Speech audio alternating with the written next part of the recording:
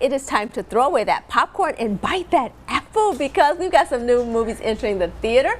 Linda is here to talk about Snow White. I'm so excited for this one. Well, you know, there was all this controversy, and I went in expecting to see one of the worst movies of the year, and I didn't, honestly. Okay. Is it one of the greatest movies of the year?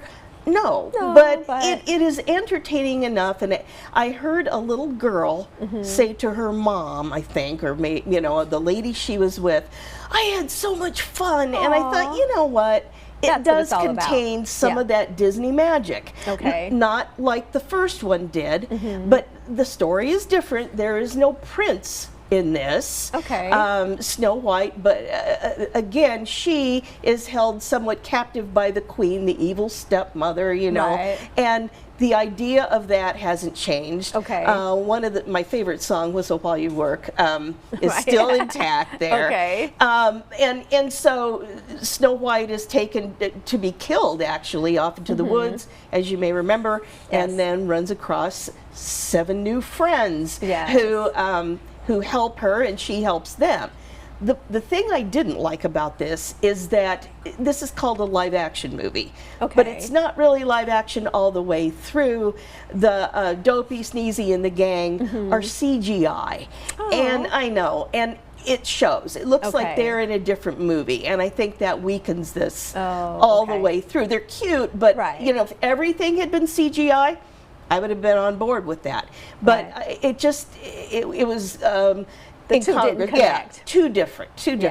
But I did like the idea that this princess doesn't need to be saved by a prince. I love that philosophy. She helps a young man who is among the starving people in the kingdom. He's come to raid the pantry, and she helps him, and he helps her. And I like the reciprocity of that. I thought that was kind of neat.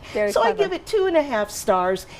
Is it great? Again, no. But it's fun. But for a kid, it's probably going to be awesome. Oh, absolutely. And the bunnies are really cute. I have to say that. We know you love bunnies. The bunnies are cute. All right. Now, also, because we may be locked in this weekend, there's a movie called Locked. What is this about? This movie it's bonkers. And you have to go in and say, okay, I'm going to suspend my disbelief. Once you do that, you can go with it. This is about a guy named Eddie. He's down on his luck. He needs his car fixed. He's late to get his little girl from school. His ex-wife is mad at him. Everything is going wrong in his life. And he sees this really high-end vehicle parked kind of abandoned, kind of on the side of a parking lot. And just out of curiosity, he tries the handle, and it's unlocked. So he gets in, and suddenly he's a prisoner. And the owner of the car, who has an axe to grind against all thieves, pretty much all humanity, played by, incidentally, Anthony Hopkins, calls his own car and says, I'm going to teach you what you need to know.